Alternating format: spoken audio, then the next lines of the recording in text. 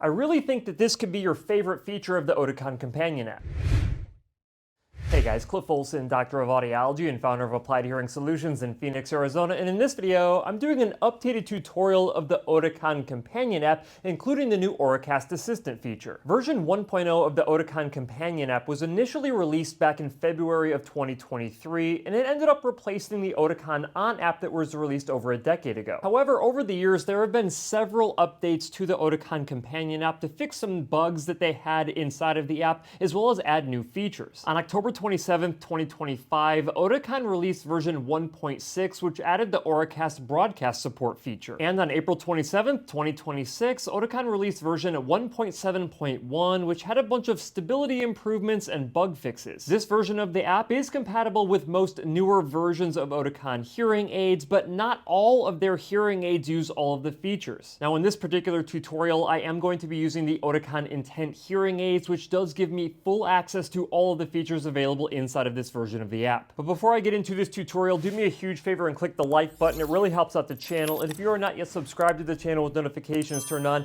go ahead and do that as well. It's greatly appreciated, especially if you want to receive new updates to this tutorial as new versions of this app are released in the future. Now, I want to make sure that I'm clear that this app is compatible with both Apple devices and Android devices, both phones and tablets. Now, for this particular tutorial, I am going to be using the iPhone, but pretty much everything is exactly the same between iPhones and Android devices, except for the live listen feature and how you pair your hearing aids up with your phone. Just as a quick reminder here, if you are going to be using an Apple iPhone or iPad to set up the companion app, you first have to go into the accessibility settings of your phone or tablet and pair your hearing aids up with your device first. Then you can go into the Oticon Companion app and finish the connection. On Android devices, you will have Google Fast Pair to give you some native controls on your phone itself, but then you're also going to want to go into the Oticon Companion app and pair it there as well. I should also mention that you will want your hearing care professional to do a firmware update of your Oticon hearing aids to make sure that they are on the newest version possible. Otherwise, there may be some features inside of the app that are not available to you. On top of that, you're also going to want to make sure that you go into your Apple App Store or Google Play Store to make sure that the app is updated. If it says open, then it has already been updated. If it says update, you're going to want to click on update so that update happens. Okay, so hopefully you got through all of those different updates and you got connected with your smart device. So let's go ahead and jump into the tutorial of the Oticon Companion app. All right, so first and foremost, when you open up the app, this is what you'll see. It'll bring you up to the sound screen first, but you also have this menu of different options here along the bottom. If you click over to hearing aids, you will see that that has a couple of different options in there for you, and then you can go over to more as well. I will work my way through this menu. Let's go ahead and start on the sound screen to begin. So right up here along the top, you can see that you no longer have a drop-down menu. You can basically slide back and forth with all the different programs that your hearing care professional would have put in there for you. If your hearing care professional did not add any manual programs for you, the only thing that you will see up here is the general program. On top of that, if you did pair with different accessories like the Oticon Mic or the Oticon Connect clip, you will see those pop up as separate program options in that top menu as well. Now, as you can see, I set up my Oticon Intent hearing aids with a general program, a speech and noise program, a my music program. I even put a tinnitus masker program in there, and I did pair up a remote microphone, which is the Connect clip. You can also see I do have a TV adapter and Mic program up there. They actually share the same program if you have these different accessories. Now, to start here, assuming I'm going to just stay in the general program, you can see that I also have a volume option here where I can drag down or drag up to increase or decrease volume. If I don't want to drag, I can actually hit the plus button there or the minus button here in order to get the volume set at what I want it at. If we drop down a little bit further here, not quite down all the way to the menu here, but you can see that I have a mute button here on the bottom left where I can mute the hearing aids or turn them back on.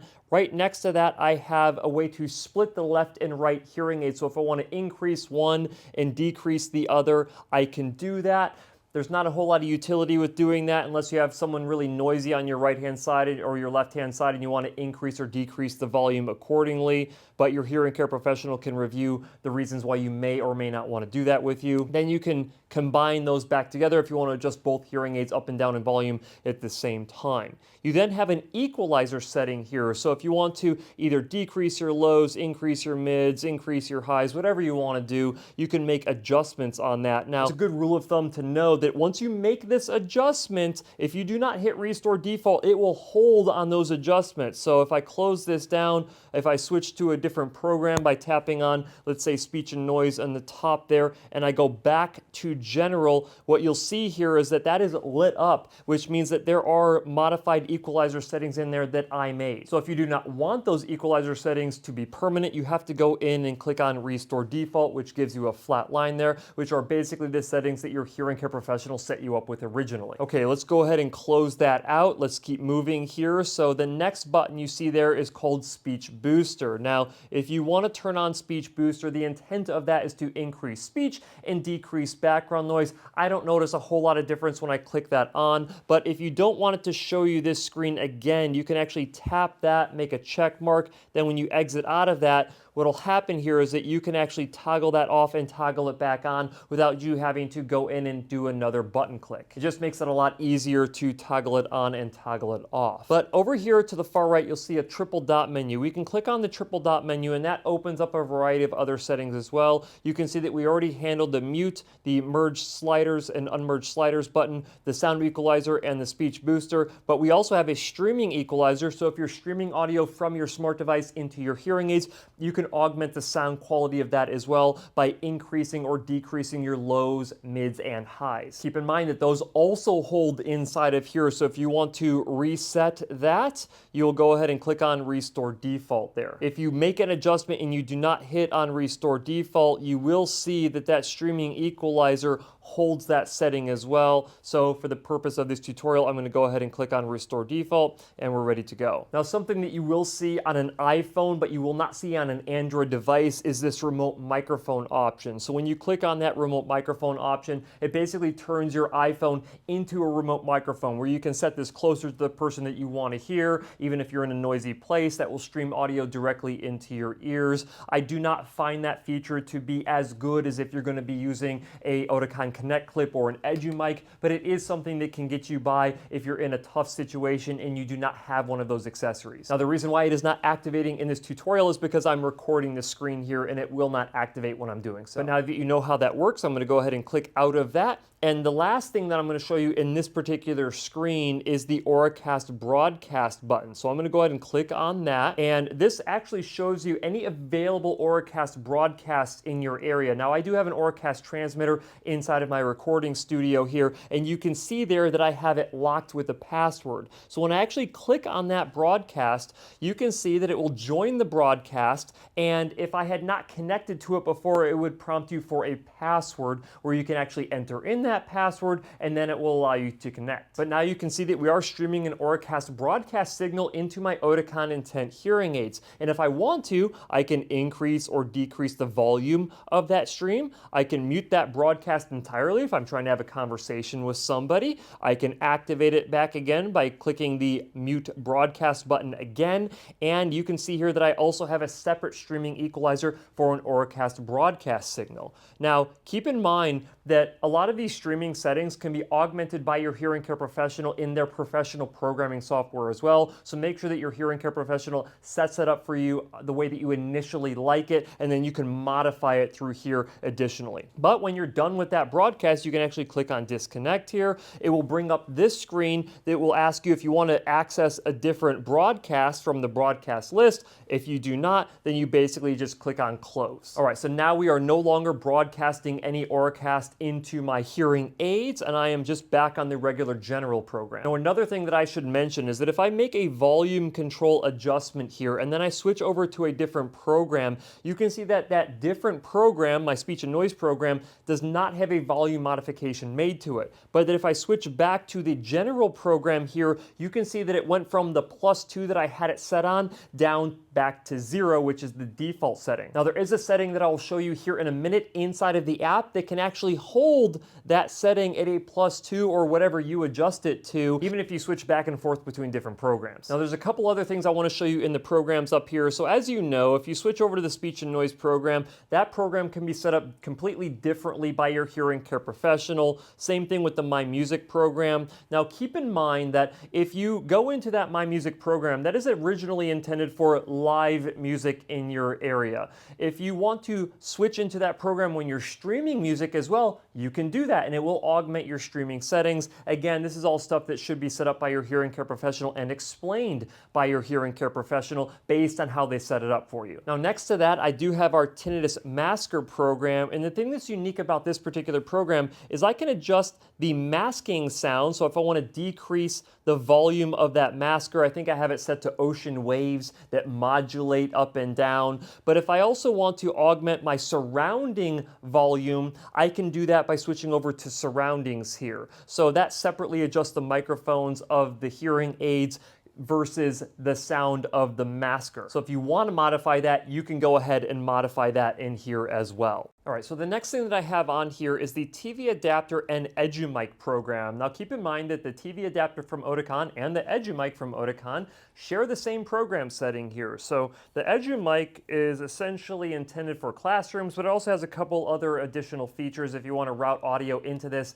and stream it into your hearing aids. But what you'll see here, oh, I should probably turn this on. Let me go ahead and pop that on. All right, I've turned it on, which essentially will allow this to auto-connect with my hearing aids after it's been paired. And as a reminder, your hearing care professional should be setting up all the pairing here for you. So there we go. We can see that everything got connected back up, and it shows me that I have two different settings on here. I have my streaming setting and my surrounding setting. So when you're streaming from, let's say, the EduMic, basically you can control how much audio is coming from this. So you clip this onto the person that you want to hear. It sends their voice directly into your hearing aids. And you can control that stream. You can decrease that or increase the volume of that stream. Now conversely, you can control how much sound you're getting from your surroundings by controlling the microphone volume setting. So if I go ahead and switch over to surroundings, this is now controlling the hearing aid microphones, not the microphones on the EduMic. So I can control that volume of the surroundings by decreasing it or increasing it here. And keep in mind that, let's say that this was not an EduMic that I was adjusting here. Let's say that I had the TV on it and I was streaming the audio of the TV directly into my hearing aids. I could go and adjust the settings for those separately as well. I do wish that Oticon had separate program settings for these, but it is what it is. Honestly, you're probably not going to be using the TV adapter that much longer if you're going to make the switch over to Auracast. With that said, you do have a separate program here for the Oticon Connect clip. So if I switch over into that Remote Mic 1 program, very similar to how we had it set up for the EduMic, you clip a Connect clip on to the person that you want to hear, or you set it closer to the thing that you want to hear better, and you can separately control the streaming volume that's coming from the Connect clip or the surrounding volume that's coming from your hearing aid microphones. I should also mention, because we are streaming here, you do have a streaming equalizer that you can make adjustments for both the Connect clip and the TV adapter, as well as the EduMic. So if you feel comfortable adjusting your bass, mids, and treble sounds, go ahead and do that while you're active in this particular program. And yes, those hold as well. So if you make an adjustment and you do not like it, you're going to want to go ahead and click on Restore Defaults to get it to go back to that your hearing care professional had it set up. Okay, so that is everything that you can do inside of the sound screen here. So let's go ahead and move through the menu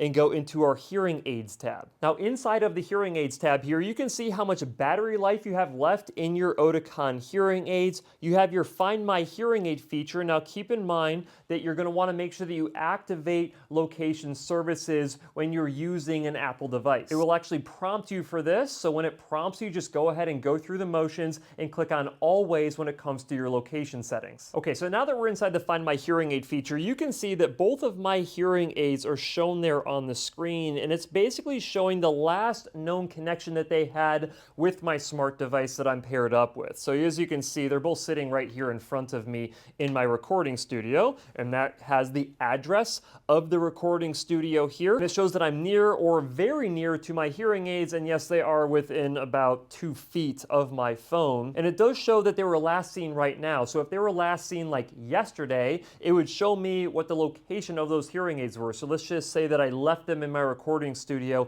and I went home. My phone would basically tell me that they were last seen yesterday when I was in my recording studio, but it would show the location of where I left them. Now, if someone moved them since you lost them, then it's not going to show you exactly where they are, but if they are still in the on position, you will get Bluetooth strength with those devices, and so if you get into the vicinity of those hearing aids again, it will give you this warm cold feature where it's showing you how far or near you are to your hearing aids. Nifty little feature, definitely something that has saved someone having to file a loss and damage claim for their lost hearing aids. But as we go back here, we can keep moving on. We see the hearing aid updates. Now this will basically tell you if there are updates that need to happen with your hearing aids or with the companion app. You can see that we are completely updated on the hearing aid side, so there's nothing I have to worry about there, and the app is completely updated. So we can go ahead and click on OK, and then we can get down to these hearing aid settings. So when I click on hearing aid settings, you can see that we have different notification settings for the batteries. So if you want to receive a notification when your batteries are at 50%, 30%, 20%, or just if they're less than 10%,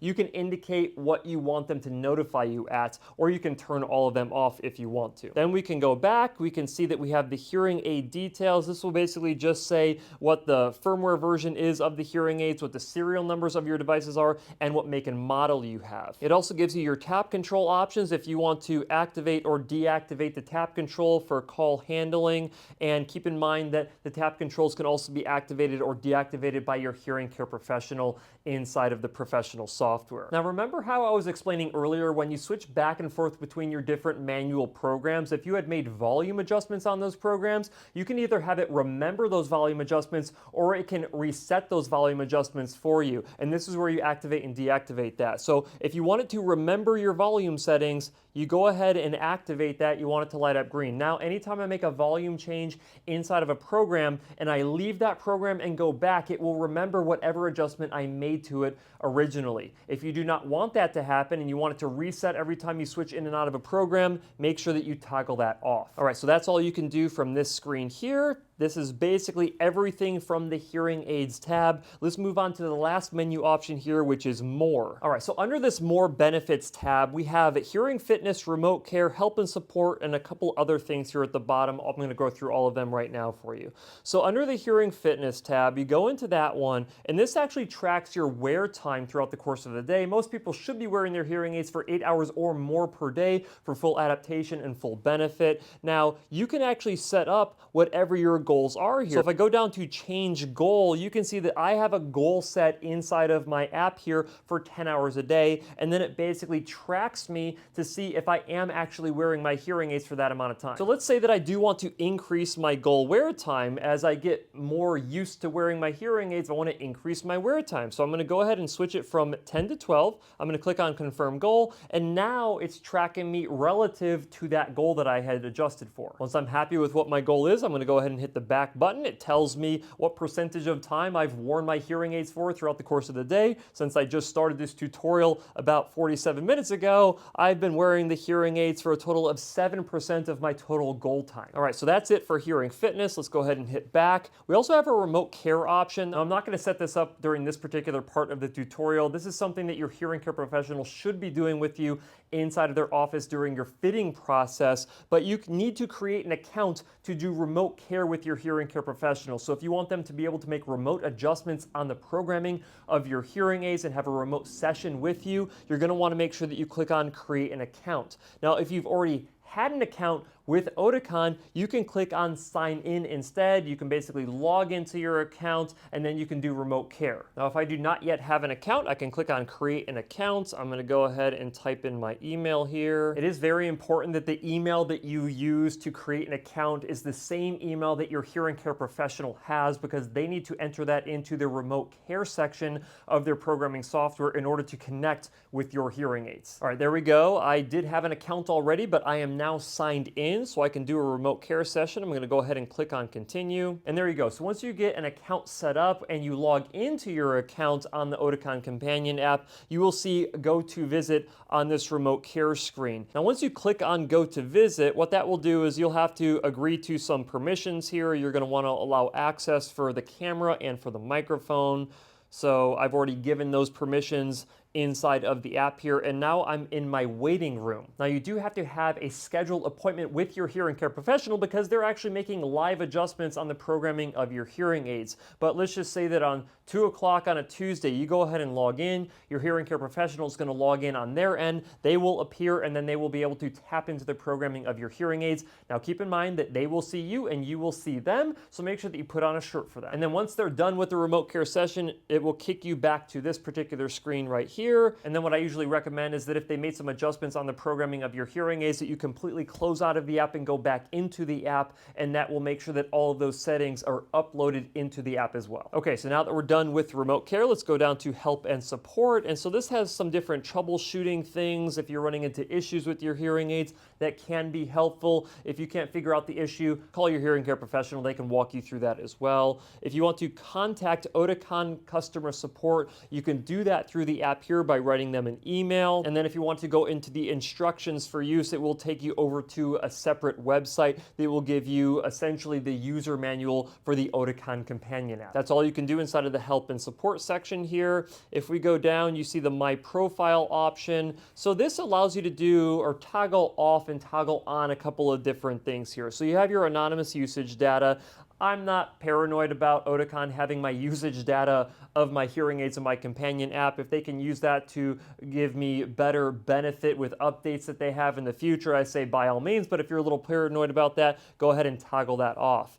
Same thing with the serial number usage. It lets them process the serial numbers of my hearing aids for hearing aid updates. If you do not want to allow for remote care, now keep in mind that your hearing care professional cannot tap into your hearing aids if they want to without your knowledge. You have to actively go in there as well. But let's just say that you do not want to have that on for any reason, or there's some kind of security reason. If you're a top secret security clearance for the federal government and they do not allow you to have remote care active, you can toggle that off. And if you want to receive important news and updates, you can leave that on. If not, you can toggle that off. And then you might be wondering why my app is a very dark color, because I like the dark theme modes on my phones. If you want it to be in dark mode as well, you can do that. If you want to switch it over to light mode, you can do that if that helps you see it better, or you can have it be the same as your phone, but I personally like the dark mode. In terms of the data location, you can click on that. We are, of course, in the United States of America right now, or I am anyway, but if you are in a different country, you can go ahead and select the proper country for yourself for the data location. And of course, if you want to completely delete your account, you can click on delete account. I am not going to do that, so I'm going to click on cancel here, but if you're just done with Oticon and you don't want to use any of the features of the Oticon Companion app, you can completely delete your user account, or maybe you switch emails, you want to set up a different user account, you want to go ahead and delete account there at the bottom of this particular screen. And of course, if you just want to sign out from your account, you can do that from the bottom of the screen here as well. I don't want to do that, so I'm going to go ahead and click on back. I'm going to go back to the sound screen, and that is basically everything that you can do inside of the app here. Now, there is one more thing that I want to show you with this new app update that Oticon most recently did, and that is when you put your hearing aids back into their charger, it will actually show you here that the hearing aids are charging. So if you wake up in the middle of the night and you're worried that you forgot to put your hearing aids back in your charger, you can just open up your phone and see if they're in the charger and charging. That way, when you wake up in the morning, you know that you are going to have a full charge on your devices. Now, the very last thing that I'm going to mention in this tutorial is that you do not technically have to use the Oticon Companion app to make adjustments on your hearing aids. You can switch volume levels, you can switch between different programs and all of that just by using the native controls inside of your Apple device and inside of your Android device. So for whatever reason, if you do not want to use the Oticon Companion app on your Apple or Android device, you don't technically have to have it on there, although it does give you more access to more features. Now, I'm not going to review the native controls inside of each of these devices. That really needs its own video. But there you go. That is your updated tutorial for the Oticon Companion app. If you guys like this video, do me a huge favor, click that like button. And if you want to make sure that you get updated with all of the future tutorials that I do on this channel, make sure that you're subscribed to the channel, and I'll see you in the next video.